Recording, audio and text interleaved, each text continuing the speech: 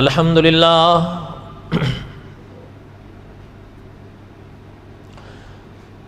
الحمد للہ حمدا کثیرا طیبا کما امر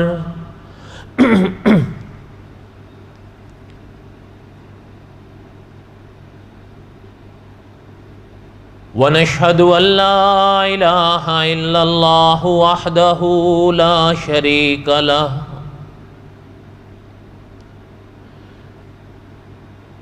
ونشهد ان سیدنا وسندنا ومولانا محمدا عبده ورسوله اما بعد اعوذ باللہ من الشیطان الرجیم بسم اللہ الرحمن الرحیم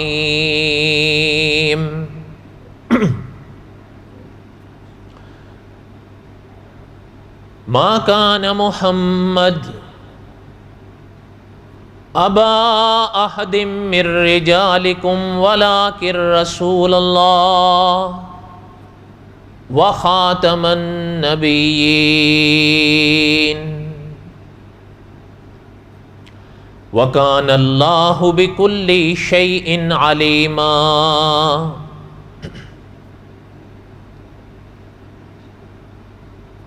وقال الله تعالى في مقام آخر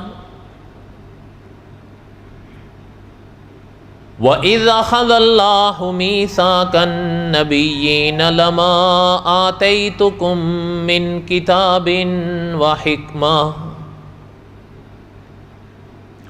ثُمَّ جَاءَكُمْ رَسُولٌ مُصَدِّقٌ لِّمَا مَعَكُمْ لَتُؤْمِنُنَّ بِهِ وَلَتَنصُرُنَّهُ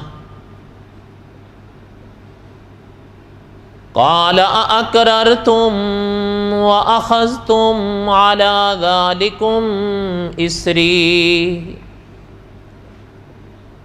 قالوا أقررنا قال فاشهدوا وأنا معكم من الشاهدين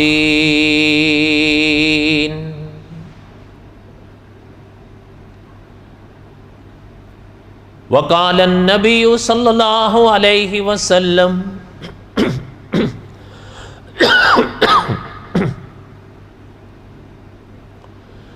انه سيكون في امتي كذابون ثلاثون كلهم يزعم انه نبي وانا خاتم النبيين لا نبي بعدي وقال النبي صلى الله عليه وسلم طلب العلم فریضۃ علی کل مسلم ومسلمہ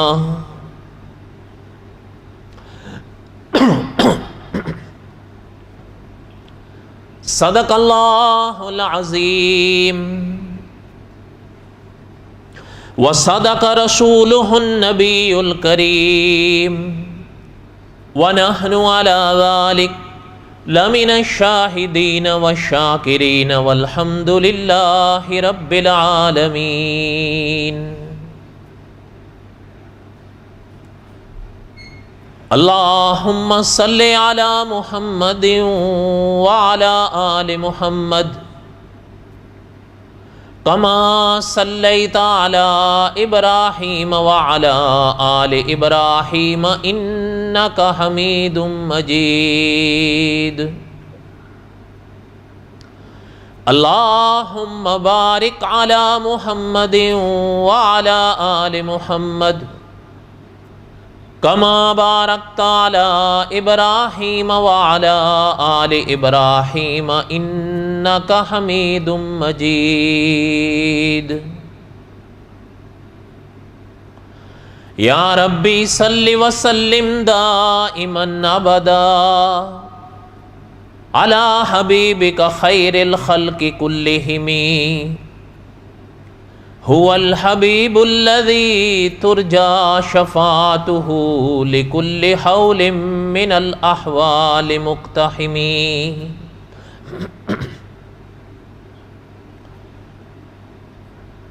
ہمہ قسم کی حمد و ثنا اللہ ذات لم یزل لا یزال کی پاک ذات کے لیے، صدق کے دل سے لا تعداد مرتبہ درود و سلام امام الانبیاء حضرت محمد الرسول اللہ صلی اللہ علیہ وسلم کی پاک ذات کے لیے۔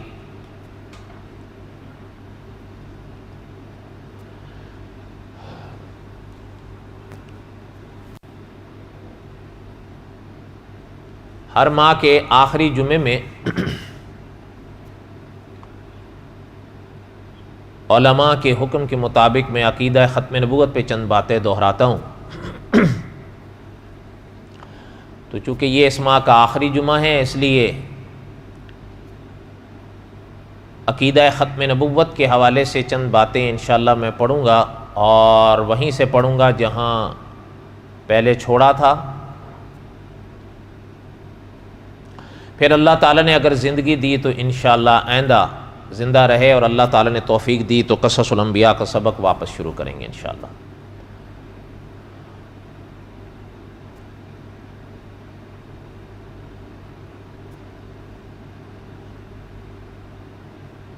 عقیدہ ختم نبوت کا جو سبق میں دہرا رہا تھا، وہ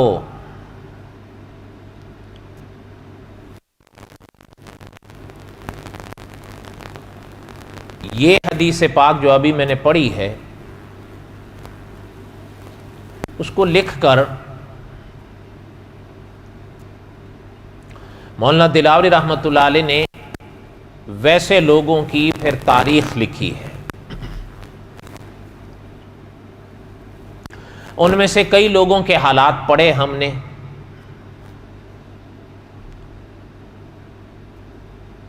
اور چلتے چلتے با یزید روشن جالندری تک میں آ گیا تھا۔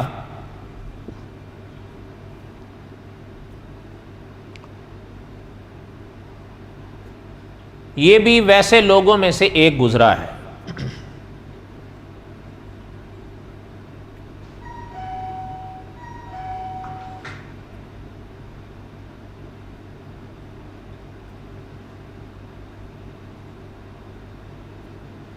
اس کا سبق میں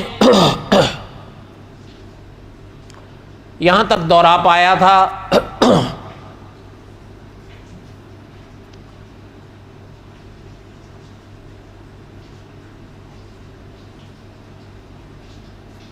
کہ یہ ایک ملحد کی صحبت میں جا نکلا تھا۔ تھوڑا سا پیچھے سے پڑھ رہا ہوں میں۔ اس ملحد کی صحبت نے اس کا بیڑا غرق کر دیا۔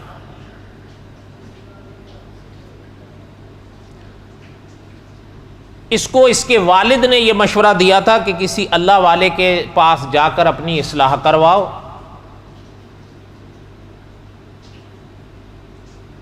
یہ ادھر تو نہیں گیا،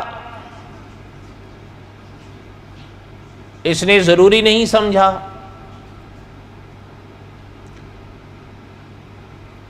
الٹا یہ کسی ملحد کے ہاں پہنچ گیا۔ مولانا دلاوری رحمۃ اللہ علیہ نے لکھا ہے کہ اس ملحد کا اپنا بیڑا بھی غرق تھا، اس نے اس کا بھی غرق کر دیا۔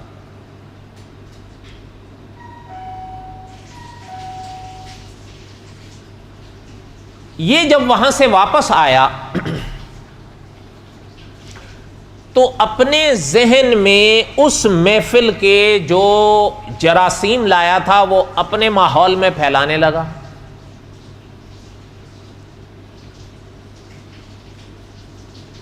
تو مولانا دلاوری رحمۃ اللہ علیہ نے لکھا ہے کہ اس کے والد کو جب پتہ چلا تو ان کو غصہ، ان سے تو برداشت نہیں ہوئی۔ یہ کیا ہے؟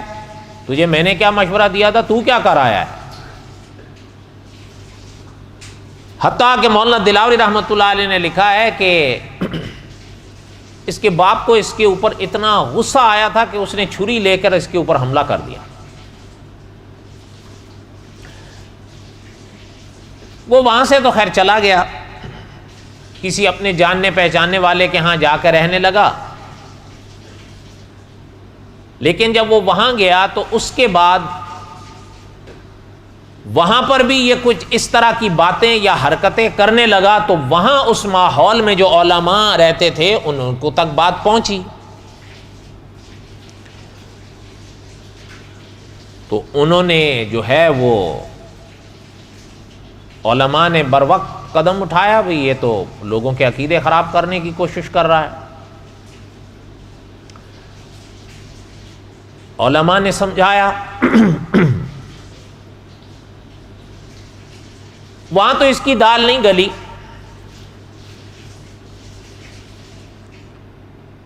حتیٰ کہ مولانا دلاوری رحمۃ اللہ علیہ نے لکھا ہے کہ ایک جگہ پر تو علماء نے اس سے باقاعدہ مناظرہ بھی کیا، جس میں یہ ہارا تو یہ سمجھ گیا ہوگا بھئی یہاں پر تو میری دال اب گلے گی نہیں، کہیں اور طرف بھی نکلا جائے۔ وہ ایک اور طرف گیا، اور میں نے عرض کیا تھا کہ یہ اس دور کی بات ہے کہ جب یہ بر صغیر سارا ہند تھا، یہ ایک اور شہر کی طرف آیا، میں اس شہر کا نام نہیں لے رہا، پھر کچھ لوگ ناراض ہوتے ہیں۔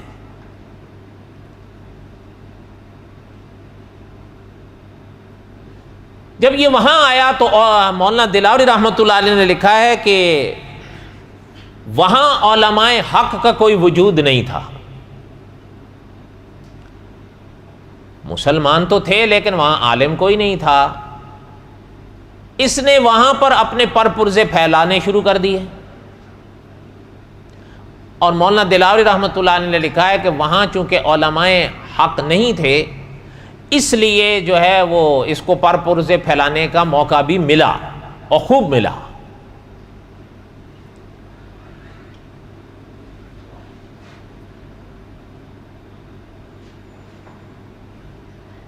اور اتنا ملا کہ مولانا دلاوری رحمۃ اللہ علیہ لکھتے ہیں کہ کچھ لوگ اس کے ایسے معتقد ہو گئے جیسے رگوں میں خون دوڑتا ہے، وہ کوئی چیز اس کے خلاف سن کے برداشت کرنے کے لیے تیار نہیں تھے۔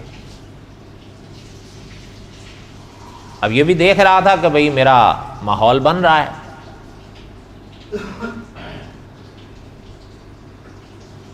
اسی موقع پر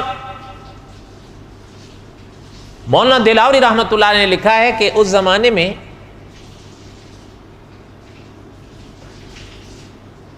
ایک محسن خان ہوا کرتے تھے، یہ گورنر تھے کابل کے، جو مغل سلطنت کی طرف سے وہاں کے گورنر تھے۔ ان کو پتا چلا بھئی اس طرح کی باتیں ہو رہی ہیں، ان تک خبر پہنچی تو وہ خود آئے اور اس کو گرفتار کر کے یہاں سے وہاں کابل لے گئے۔ اب جب تک یہ وہاں رہا تو پھر تو اس کا تقریباً فتنہ دبا رہا یا تھما رہا۔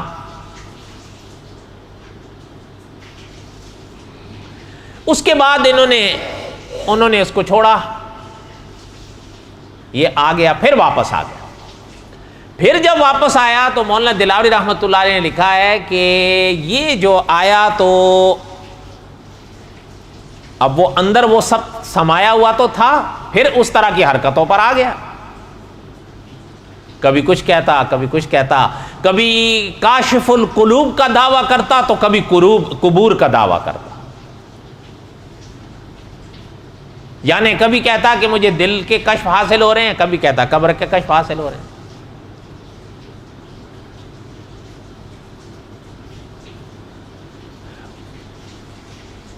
مولانا دلاوری رحمۃ اللہ علیہ نے لکھا ہے کہ اس زمانے میں اس علاقے میں ایک مولانا زکریا صاحب رحمۃ اللہ علیہ ہوا کرتے تھے، ان کو پتہ چلا بھئی اس طرح کے حالات ہیں یا اس طرح کی باتیں ہیں، تو محترم تشریف لائے کہ میں جا کر اس سے بات کرتا ہوں۔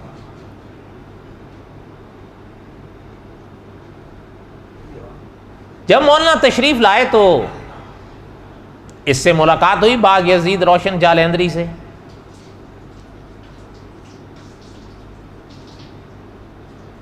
مولانا دلاوری رحمۃ اللہ علیہ نے لکھا ہے کہ مولانا زکریا نے جب اس سے گفتگو کی تو حضرت نے فرمایا کہ دیکھو ہم نے سنا ہے کہ تمہارا دعویٰ یہ ہے کہ تمہیں دلوں کا کشف حاصل ہوتا ہے۔ جی بالکل ہوتا ہے۔ مولانا دلاوری رحمۃ اللہ نے لکھا ہے کہ مولانا نے فرمایا کہ چلو ہم آپ کے سامنے بیٹھتے ہیں، آپ ہمارے دل کا کشف حاصل کرو کہ ہم ابھی دل میں کیا سوچ رہے ہیں۔ مولانا دلاوری رحمۃ اللہ نے لکھا ہے کہ اب وہ جب اس نے حضرت کے منہ سے یہ بات سنی تو وہ اس طرح کے لوگوں کے جو ہتھ کنڈے ہوتے ہیں ان پر آ گئے، کہنے لگا کہ مجھے دلوں کا کشف حاصل ہوتا ہے، آپ کے تو سینے میں دل ہی نہیں ہے تو کشف کیا حاصل ہوگا۔ مولانا محترم رحمۃ اللہ علیہ نے فرمایا کہ بھائی دیکھیں اس کا فیصلہ تو بہت آسان ہے، یہاں قوم موجود ہے، مسلمان موجود ہیں، لوگ موجود ہیں، ایسا کرتے ہیں کہ میں لکھ کر دے دیتا ہوں کہ میرا خون معاف ہے، اور آپ ایسا کرو کہ میرا خون کرنے کے بعد میں تو پہلے ہی لکھ دیتا ہوں کہ معاف ہے، اس کے بعد یہ لوگ میرا سینہ یا کوئی بھی میرا سینہ چاک کر کے دیکھ لے، اگر میرے سینے میں دل ہوا تو تمہاری بات جھوٹی ہو جائے گی، پھر تمہارا ہر دعویٰ جھوٹا ہو، کیونکہ پھر اعتبار نہیں رہتا۔ اس لیے یہاں تک کہ یعنی دیکھیں آپ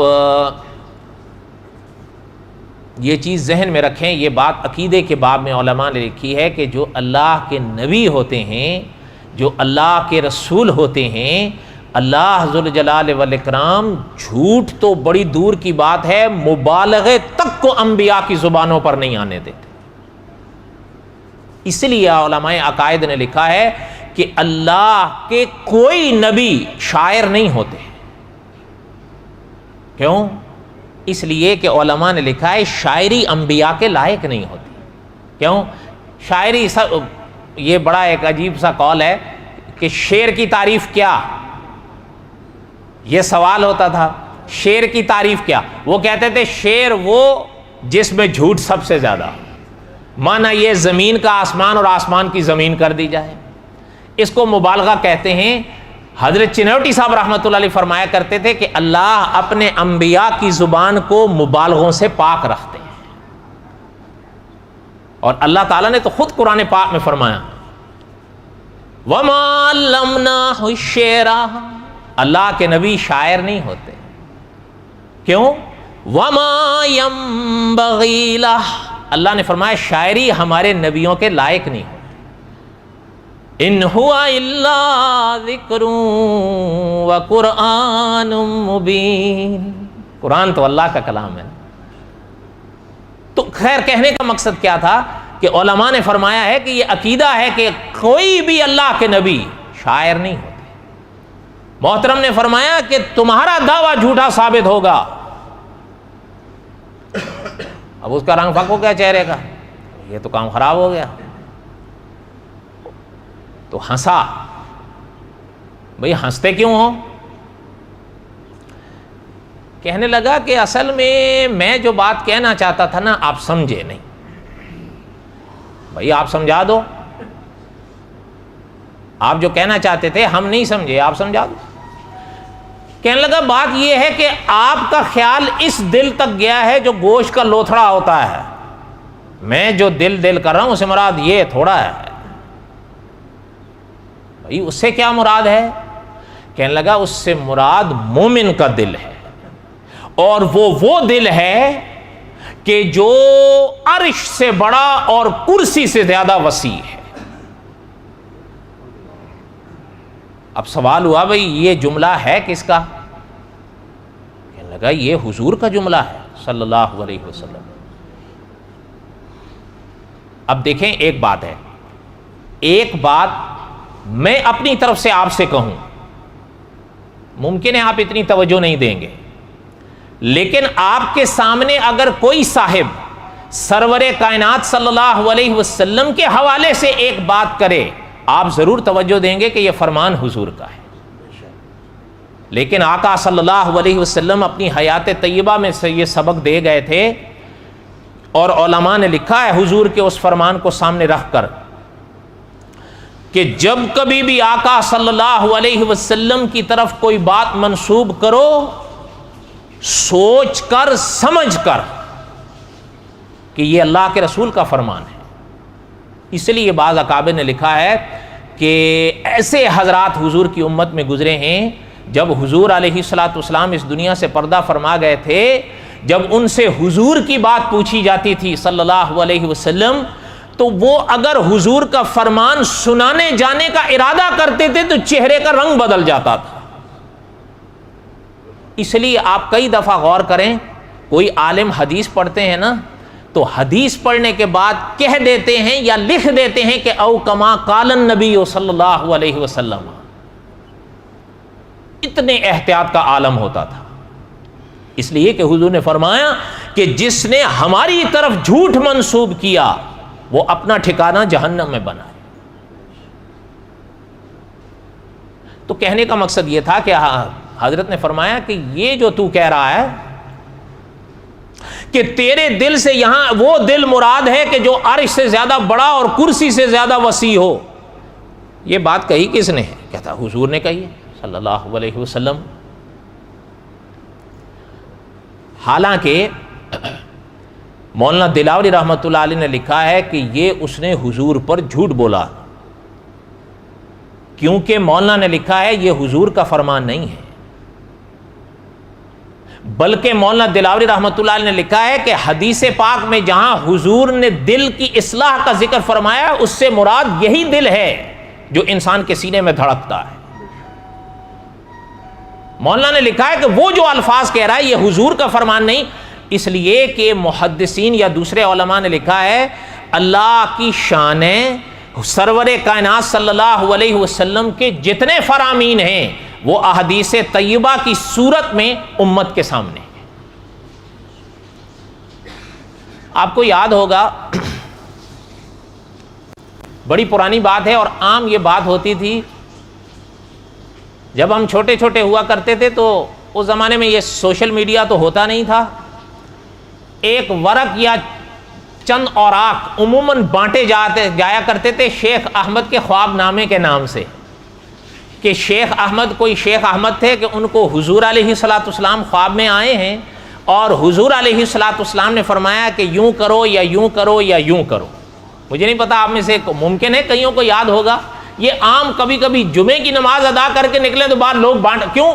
اس کی وجہ کیا ہوتی تھی؟ آگے لکھا ہوتا تھا آخر میں کہ جو شخص اس ورق کی نہ جانے کتنی، اس زمانے میں فوٹو کاپیوں کا رواج ہوتا تھا نا، یہ میسج نظام نہیں ہوتا تھا، تو وہ کہتے تھے جتنی اس کے فوٹو کاپیاں کر کے وہ بانٹے گا تو حضور کی شفاعت نصیب۔ اچھا اب آپ کو بتاؤ، جب میں آپ سے کہوں کہ آپ یہ کام کرو حضور کی شفاعت نصیب ہوگی تو آپ سوچو۔ حالانکہ حضور علیہ السلام کی شفاعت کس عمل پہ نصیب ہوتی ہے، اس کی وضاحتیں یا تو حضور اپنی حیات میں فرما گئے تھے یا علماء حق فرمایا کرتے تھے۔ اس زمانے میں علامہ خالد محمود صاحب رحمۃ اللہ علیہ حیات تھے، بہت پرانی بات ہے یہ۔ حضرت کی ایک کتاب چھپی تھی ابقات، اس میں کسی صاحب نے حضرت کو یہ سوال لکھ کر بھیجا تھا کہ یہ اس کا حکم کیا ہے۔ اصل میں ہم تو جب پڑھتے ہیں تو سوچ میں آتا ہے کہ یہ کیا ہے، اور خاص کر آخری سطر جو لکھی ہے کہ اتنی کاپیاں کر کے بانٹو گے تو سیدھے گئے، تو پھر ہم سوچتے ہیں کہ یار بانٹیں، پھر خیال آتا ہے یار نہ بانٹیں۔ تو علامہ خالد محمود صاحب رحمۃ اللہ علیہ نے اس موقع پر بڑی عجیب بات لکھی تھی۔ حضرت نے فرمایا تھا کہ حضور کے جو فرامین ہیں وہ احادیث طیبہ کی صورت میں سارے امت کے پاس محفوظ ہیں۔ حضور کا یہ کون سا فرمان ہے جو شیخ احمد کے ذریعے امت تک آئے گا؟ نہیں بات سمجھ آئی؟ حضور کا حضرت فرمایا کرتے تھے حضور کے جو فرامین میں ابھی دوست سے کہہ رہا تھا، حضور کے جو فرامین ہیں یا حضور کی جو ادائیں ہیں وہ نسلوں یعنی نسلوں کی پیڑھیوں سے ہم تک آئے ہیں، ذخیرے علم کی اپنی جگہ رہے ہیں۔ علامہ خالد محمود صاحب رحمۃ اللہ علیہ نے اپنی کتاب خطبات خالد میں لکھا ہے کہ ہمیں آج تک کوئی شخص ایسا نہیں ملا کہ وہ ہمیں یہ کہے کہ میں نے اپنی نماز بخاری سامنے رکھ کے ٹھیک کی ہے۔ کیوں؟ حضرت فرماتے تھے ہمیں جو بھی ملا ہے اس نے نماز پڑھتے اپنے والد کو دیکھا تھا، اس نے اپنے دادا کو دیکھا تھا، اس نے اپنے پردادا کو دیکھا تھا، یہ نسلن بعد نسلن پیڑھیوں کے سلسلوں سے یہ سلسلہ چل کے امت تک آیا ہے۔ اس لیے مولانا امین اکاڑوی رحمۃ اللہ علیہ فرمایا کرتے تھے حضور کی امت کی نماز کی ادائیں یہ مشاہدے پر مبنی ہے، کتابوں میں جو موجود ہے وہ اپنی جگہ موجود ہے۔ اس لیے بہرحال حضرت نے فرمایا کہ بات یاد ہے میری، حضرت نے فرمایا کہ یہ جو حضور کا فرمان ہے یہ احادیث طیبہ میں کہیں نہیں، تجھے کہاں سے ملا ہے؟ یہ تو حق ہے نا کہ سامنے والا پوچھے بھائی یہ کہاں سے لیا ہے تم نے، پتہ تو چلے کہ بھائی دل سے وہ مراد ہو کہ جو عرش سے بڑا اور کرسی سے وسیع ہو، اور پھر تم یہ کہہ رہے ہو کہ حضور کا فرمان ہے۔ اچھا ایک چیز مجھے یاد آئی، وہ بھی سن لیں، اس کے ساتھ جوڑ ہے یا نہیں لیکن مجھے یاد آئی۔ مولانا امین اکاڑوی رحمۃ اللہ علیہ نے لکھی ہے یہ بات، محترم فرمایا کرتے تھے کہ یہ اللہ کی شان ہے، آج تو طوطی بول رہا ہے ان کا، اس میں کوئی شک نہیں ہے، لیکن محترم فرماتے تھے کہ اگر وہ چاروں اناجیل بھی پڑھ جائیں، پولوس کے 14 خط پڑھ جائیں، یوحنا کا مکاشفہ بھی پڑھ جائیں، وہ اس سوال کا جواب نہیں دے سکتے کہ حضرت عیسیٰ علیہ السلام سجدے میں کون سی تسبیح پڑھا کرتے تھے۔ نہیں بات سمجھ آئی آپ؟ حالانکہ یہ ہے کہ حضرت عیسیٰ سجدے کرتے تھے، بائبل میں ہی ہے، لیکن اگر یہ سوال ہے کہ حضرت عیسیٰ علیہ السلام سجدے میں تسبیح کون سی پڑھتے تھے، اس کا جواب بائبل میں نہیں ہے۔ اچھا آگے سنیں، مولانا امین اکاڑوی رحمۃ اللہ علیہ فرمایا کرتے تھے یہ شان حضور کی ہے کہ حضور کی عبادات تو عبادات عادات تک محفوظ ہیں۔ آج بھی آپ اگر علماء کے ہاں ایک مسئلہ سنیں یا سمجھیں، اس کو علماء کے ہاں مسلسلات کی احادیث کہا جاتا ہے۔ یہ ایک عجیب سلسلہ ہے حضور کی احادیث طیبہ کا۔ احادیث طیبہ تو حضور کی ہزاروں ہیں، مسلسلات ایسی حضور کی احادیثیں ہیں جو استاد اپنے شاگردوں کو پڑھاتے تھے، لیکن پڑھانے کے ساتھ ساتھ ادا بھی سکھاتے تھے، جسے آپ کی زبان میں پریکٹیکل کہتے ہیں۔ کیا معنی؟ کہ اگر اس موقع پر جس موقع پر حضور نے وہ ارشاد فرمایا تھا، حضور نے کوئی فرمان کے ساتھ ساتھ ادا بھی اختیار کی، تو صحابہ نے وہ ادا بھی فرمان کے ساتھ تابعین کو دی، تابعین نے پھر وہ ادا فرمان کے ساتھ تبع تابعین کو دی، تبع تابعین نے وہی ادا حضور کے اس فرمان کے ساتھ آگے ائمہ مجتہدین کو دی، اور ائمہ مجتہدین نے حضور کے اسی فرمان کے ساتھ حضور کے اس ادا کو بھی آگے امت کے حوالے کیا کہ حضور کے فرمان کے ساتھ ساتھ حضور کی اس ادا کو بھی باقی رکھنا۔ اس کو علماء کے ہاں مسلسلات کی احادیث کہا جاتا ہے، تسلسل سے چل کے آئی ہیں وہ حضور کی ادائیں۔ ایک موقع پر حضور نے وہ کبھی اللہ نے موقع دیا تو میں بتاؤں گا، کوئی موقع ہوا تھا حضور علیہ السلام نے ایک بات ارشاد فرمائی تھی کچھ خواتین کی، تو اس موقع پر حضور نے پیشانی پہ ہاتھ رکھا تھا۔ آج 15 صدیوں میں بھی جب وہ محدث یہ حدیث پڑھاتے ہیں تو ساتھ میں اس موقع پہ یہ ہاتھ پیشانی پہ رکھتے ہیں، کیونکہ حضور نے رکھا تھا۔ سمجھ آ رہی ہے بات آپ کو؟ اچھا خیر میں دوسری طرف بھٹک جاؤں گا۔ کہنے کا مقصد یہ تھا کہ حضرت نے فرمایا کہ حضور کے تو سارے فرامین محفوظ ہیں، حتیٰ کہ حضور کی ادائیں تک محفوظ ہیں۔ تم نے یہ کہاں سے سنا؟ حضور کے۔ مولانا دلاوری رحمۃ اللہ علیہ نے لکھا ہے یہ تو بات بالکل واضح اور طے شدہ ہے کہ یہ حضور کا فرمان نہیں ہے۔ ہاں یہ ممکن ہے کہ یہ کسی صوفی کا مقولہ ہو، اس سے انکار نہیں ہے، لیکن آپ نے سنا ہے نا صوفیاء یہ حضور کی امت میں ایک سلسلہ رہا ہے، یاد ہے، اس کے ہم انکاری نہیں ہیں، لیکن صوفیاء حضرات جو گزرے ہیں ان کے بارے میں بہت پہلے علماء عقائد یہ فیصلہ کر گئے تھے کہ کلام صوفیہ در شریعت حجت نہیں، کسی صوفی کا کلام شریعت میں حجت نہیں ہوگا، یاد رہے۔ کیوں؟ اس لیے کہ خدا جانے وہ اپنے کس عالم میں کیا بات کیوں کہتے ہیں، یہ بات وہی جانتے ہیں۔ اس لیے آپ شاید مانے نہ مانے، ہمارے بعض اکابر نے لکھا ہے کہ صوفیاء کتابیں لکھا کرتے تھے نا، آپ نے تو شاید نہ پڑھی ہوں، صوفیاء کی کئی کتابیں اب بھی ہیں، وہ شروع میں باقاعدہ لکھ دیا کرتے تھے، ایسے اللہ والے تھے، وہ لکھ دیا کرتے تھے کہ اگر کوئی صاحب ہماری اصطلاحات سے واقف نہیں ہے تو وہ ہماری کتاب کو نہ پڑھے۔ کیوں؟ وہ پڑھے گا اس کو اصطلاحات کو ان کا پتہ نہیں چلے گا، وہ ان کو کفر کے فتوے دے گا۔ حالانکہ ان کی مراد کچھ اور ہوتی ہے. اور یہ قاعدہ ہے بات جس کی معنی اس کا. یہ یاد رہے, یہ قاعدہ ہے علماء کا, بات جس کی تو معنی بھی اس کا. یہ نہیں ہوگا کہ بات دیوبند کے مدرسے کی ہو لیکن معنی اس کا بریلی میں کیا جائے, اس کا کوئی اعتبار نہیں ہوگا. یہ اصول ہے. یہ عام طور پر جو کہا جاتا ہے, مولانا تھانوی نے اپنے کلمے پڑھوائے, حضرت نانوتوی نے عقیدہ ختم نبوت کا انکار کیا, مولانا اسماعیل نے لکھا ہے کہ اگر نماز میں بیوی کا خیال آ جائے تو کوئی بات نہیں, حضور کا خیال آ جائے تو نماز ٹوٹ جاتی ہے. یہ اس طرح کی جو باتیں ہیں, پہلا مرحلہ علامہ خالد محمود صاحب رحمۃ اللہ علیہ نے لکھا ہے کہ انہوں نے یہ باتیں لکھی ہیں کہ نہیں, یہ تو دوسری منزل ہے.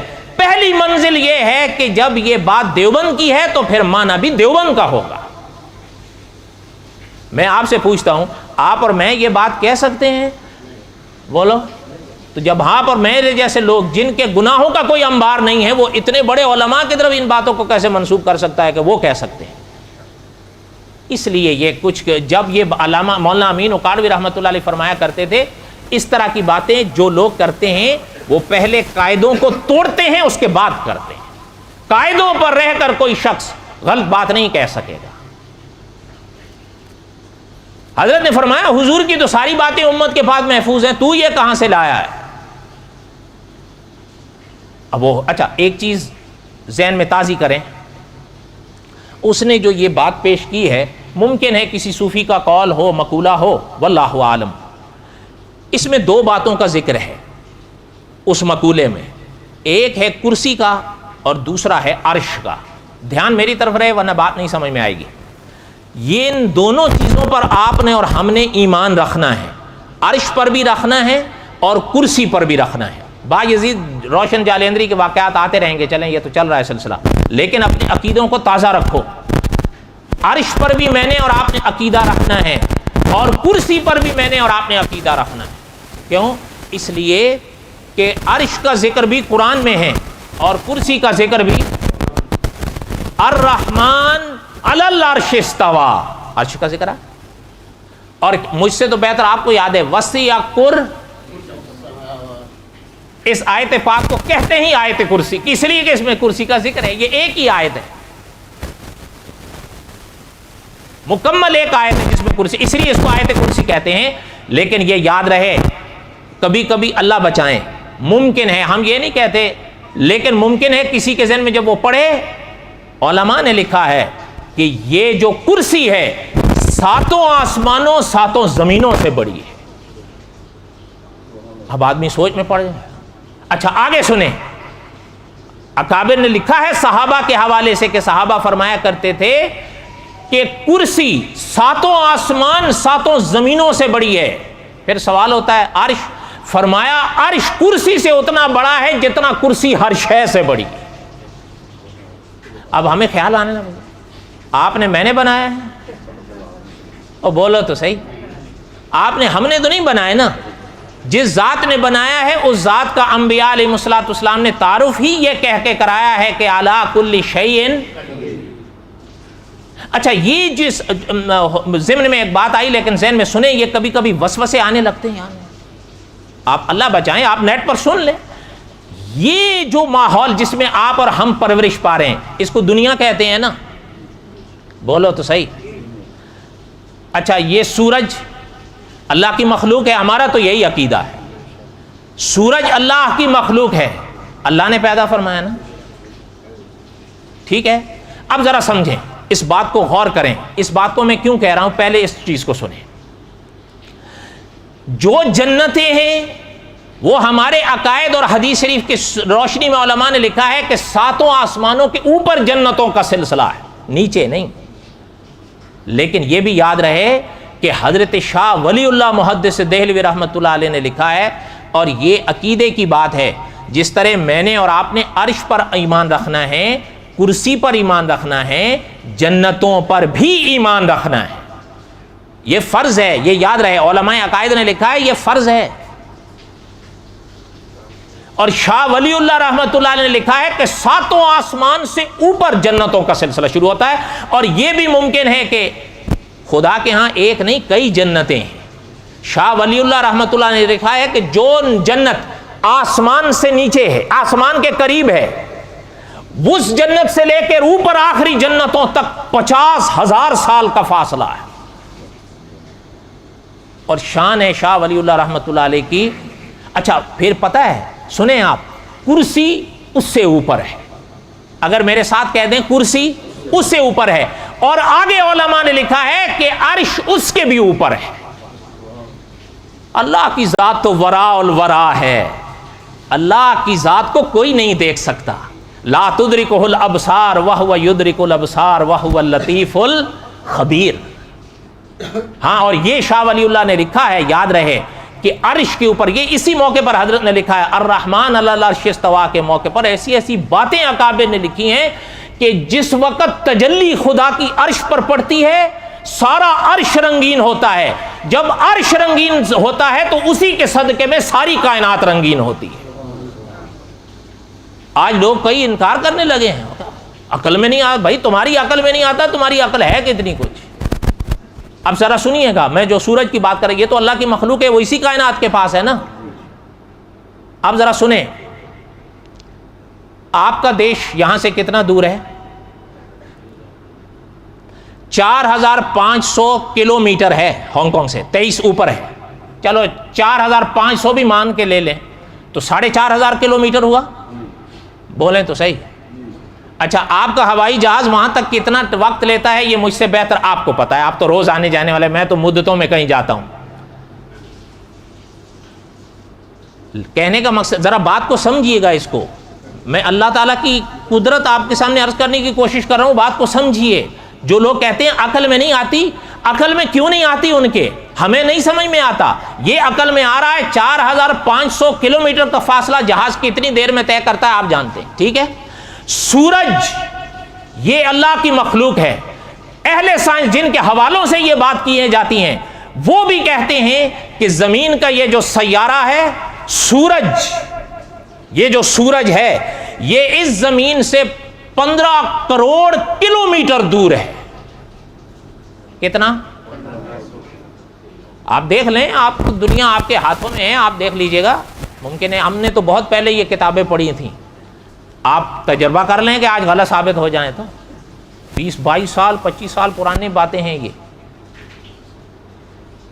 زمین سے سورج کا جو فاصلہ ہے وہ اہل سائنس نے لکھا ہے ان کے نزدیک بھی کتنا ہے؟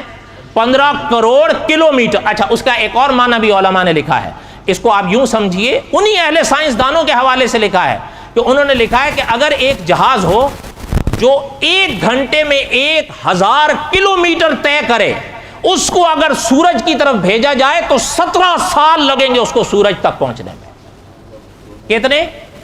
اور بولو تو صحیح، مسلسل اڑے تب جا کر وہ 17 سال میں سورج تک پہنچے گا۔ آج تم کہتے ہو جی 50,000 کا فاصلہ، ہم کہتے ہیں یہ سائنسدانوں کے مشاہدے ہیں۔ علامہ خالد محمود صاحب نے لکھا ہے وہ ہمارا ایمان ہے۔ ایمان ماننے کا نام ہوتا ہے بن دیکھے، دیکھ کے جو مانا جاتا ہے وہ ایمان نہیں، مشاہدہ ہوتا ہے۔ یہ مشاہدہ کر رہے ہیں، ہم ایمان رکھ رہے ہیں۔ اگر میرے ساتھ کہہ دو آمنت باللہ ورسلی، اس کائنات کو، ان فاصلوں کو جن کو سیارے کہتے ہیں، جن کو کائنات کہتے ہیں، جن کو فضائیں آپ نے یہ لفظ سنا ہوگا نا فضا، اور بولو تو صحیح کس کو کہتے ہیں؟ بتاؤ۔ آپ کہتے ہو نا کہ بھائی ایک نے کہا ہے کہ جی سائنس کا ان لوگ علماء کو پتہ نہیں ہوتا۔ اچھا اب بتاؤ، ہم نے تو یہ 20-25 سال پہلے پر، تم بتاؤ بھائی سائنس یہ فضا کس کو کہتے ہیں؟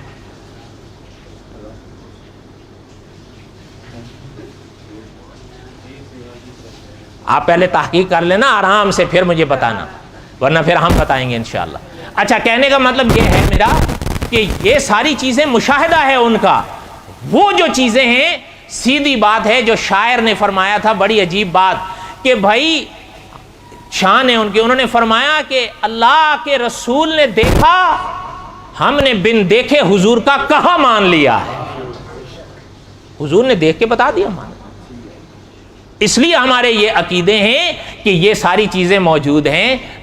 سائنس ابھی وہاں نہیں پہنچی ہے جہاں حضور کا قدم پہنچا، یہ یاد رہے۔ وہ آپ کو یاد ہوں گے نا کہ اپنا ان کی معراج کہ وہ لوح و قلم تک پہنچے، لیکن ہماری معراج کہ ہم ان کے قدم تک پہنچے۔ اچھا خیر، جو بات کر رہا تھا میں دوسری طرف آ گیا، بات یاد ہے میری؟ حضرت نے فرمایا کہ بھئی یہ تو حضور علیہ الصلوۃ والسلام کے، میں سائنس والے کی طرف میں دوسری طرف نکل گیا تھا، وہ میرا موضوع نہیں، صرف بات کرنے کا مقصد یہ تھا کہ آج کل نیٹ کی وباؤں سے یہ جو جراثیم پھیل رہے ہیں ان کو سن کے مان مت لیا کرو اور پریشان مت ہو جایا کرو کہ ہاں جی یہ چیز عقل میں نہیں آتی۔ مولانا ادریس کاندلوی رحمۃ اللہ علیہ نے لکھا ہے ہر بات عقل میں آنی ضروری نہیں ہے، اس کی وجہ یہ ہے کچھ باتیں عقل کے خلاف ہوتی ہیں، کچھ باتیں عقل سے ورا ہوتی ہیں۔ حضور کی باتیں عقل کے خلاف نہیں، عقل سے ورا ہو سکتی ہیں کہ ان باتوں تک میری اور آپ کی عقل کی پرواز نہیں ہے۔ حضرت نے فرمایا کہ بھئی یہ حدیث تو کہیں ہے نہیں، تو کہاں سے لایا ہے؟ اب وہ پریشان ہونے لگا، بھئی اب کیا کریں؟ حضرت نے فرمایا اچھا یہ کشف قلوب والی بات تو چلو اپنی جگہ رہی، تو یہ دوسرا دعویٰ کشف قبور کا ہے کہ تو کہتا ہے کہ تجھے کشف حاصل ہوتا ہے قبروں کا۔ نے کہا ہاں ہوتا ہے۔ حضرت نے فرمایا کہ چل میرے ساتھ گورستان، جب تو وہاں چل اور گورستان میں میرے سامنے تو کشف حاصل کر کسی قبر کا، میں دیکھنا چاہتا ہوں مردہ کیسے تیرے ساتھ باتیں کرتا۔ وہ پریشان ہو گیا، وہ کہنے لگا کہ میں تو چلا جاؤں گا لیکن فائدہ تجھے کچھ نہیں ہوگا۔ مولانا زکریا صاحب رحمۃ اللہ نے فرمایا کیوں؟ کہنے لگا بات یہ ہے کہ میں جا کے بات بھی قبروں سے کر لوں گا، وہاں کے جواب بھی آ جائیں گے، آپ کو سنائی نہیں دیں گے، آپ سمجھو گے ہی نہیں۔ تو وہاں مسلمان بھی تھے نا، وہ سمجھ گئے بھئی یہ خواہ مخواہ جو ہے وہ لگا رہا ہے ادھر ادھر کی۔ اللہ تعالیٰ معاف فرمائے، اس کا بھی نبوت کا دعویٰ تھا حضور کے بعد۔ با یزید روشن جالندری کی یہ تاریخ پڑھ رہا تھا، علماء نے فرمایا ہے کہ وہاں جو مسلمان تھے ان میں ایک مسلمان تھا، وہ سمجھ گیا، اس نے قریب آ کر با یزید روشن جالندری سے کہا کہ دیکھو میری بات سنو۔ حضرت کو کہا حضرت آپ رکیں، اس کو کہا دیکھو میری بات سنو، تم نے حضور کے بعد نبوت کا دعویٰ کیا ہے، حقیقت تو یہ ہے علماء نے لکھا ہے حضور کے بعد کوئی شخص نبوت کا دعویٰ کرے اس کے جھوٹے ہونے کے لیے یہ اس کا دعویٰ ہی کافی، یہ بات ختم ہو گئی۔ باقی اس کے کہ جی ہم یہ آیات پڑھیں گے، ہم وہ احادیث پڑھیں گے، ہم یہ عمل کریں گے۔ میں آپ سے پوچھتا ہوں عمل میں کوئی شخص حضرت رفیق دم ہجرت سے بڑھ سکتا ہے؟ بولو نہیں۔ جب حضرت رفیق دم ہجرت سے عمل میں کوئی نہیں بڑھ سکتا تو پھر نبوت کے دعوے کیسے کوئی شخص کر سکتا ہے؟ حضرت محمد الرسول اللہ کے بعد تو حضرت رفیق دم ہجرت بھی نبی نہیں ہے۔ آپ اور ہم حضرت رفیق دم ہجرت رضی اللہ تعالیٰ کو خلیفہ مانتے ہیں، صحابی مانتے ہیں، اللہ کا نبی تو نہیں مانتے، تو بات ہی ختم ہو گئی۔ اب اس مسلمان نے با یزید روشن جالندری سے کہا کہ دیکھو تجھے حضور کے بعد تو نے نبوت کا دعویٰ کیا، اگر تو مان نہیں رہا ہے اور اپنی ضد پر رہنا ہے تو اپنی ضد پر رہ، لیکن مسلمانوں کو کافر نہیں کر، یہ فتنہ نہیں پھیلا۔ ان کی بات صحیح تھی، نہیں یہ کافر لوگوں کو مت کہہ، کیوں وہ یہی کہتا تھا نا جو مجھے نہیں مانتے سارے کافر نعوذ باللہ۔ اچھا تو اس مسلمان نے اس کو سمجھایا کہ دیکھو تم نے اگر نہیں بات ماننی ہے تو نہیں مان، اپنا کام کر، لیکن تو یہ فتنہ نہیں پھیلا۔ اس نے صحیح کہا یا غلط کہا؟ قاری عبداللہ عابد صاحب رحمۃ اللہ علیہ ہمارے فرمایا کرتے تھے کہ یہ اس تاریخ میں مسلمان ملے، اب ایسے مسلمانوں کا رواج نہیں ہے۔ قاری عبداللہ عابد صاحب رحمۃ اللہ علیہ فرمایا کرتے تھے کہ بس میں اگر چلتے کوئی شخص غلط مسئلہ بیان کرے یا بات کرے سارے اس کے ساتھ ہو جائیں گے، ذرا ویکھیے مولوی صاحب کی کہنے۔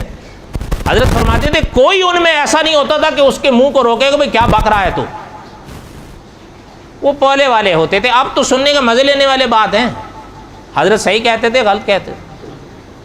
اچھا خیر وہ با یزید روشن جالندری کا قصہ مہینے بعد، وما علینا الا البلاغ المبین سنت ہے۔